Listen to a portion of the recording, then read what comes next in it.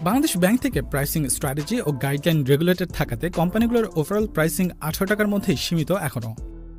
অর্থাৎ এমএফএসগুলোর revenue sharing structure পর্যালোচনা করলে দেখা যায় 15 থেকে 16 টাকা বিভিন্ন স্টেক হোল্ডারদের সাথে শেয়ার করার পর এমএফএস প্রতিষ্ঠানগুলোর লাভের পরিমাণ খুবই কম থাকে। এক্ষেত্রে কোনো প্রতিষ্ঠান যদি 15 থেকে 16 টাকা নিচে চার্জ সেট করে থাকে তাহলে সেই কোম্পানিটি লসে অপারেট করার সম্ভাবনাই সবচেয়ে বেশি, যা কোম্পানিটির দীর্ঘমেয়াদী সাস্টেনেবিলিটির জন্য একটি বড় বাধা হয়ে উঠতে পারে, যেটা আমরা নগদের ক্ষেত্রে দেখতে পাই। প্রতিষ্ঠানটি যাত্রার শুরু থেকে কাস্টমারদের আকৃষ্ট করতে অন্যান্য প্রতিষ্ঠানের চেয়ে কম খরচে এমএফএস সেবা দিতে গিয়ে 2019 সাল থেকে 2022 সাল পর্যন্ত সর্বমোট 625 কোটি টাকা লস করেছে।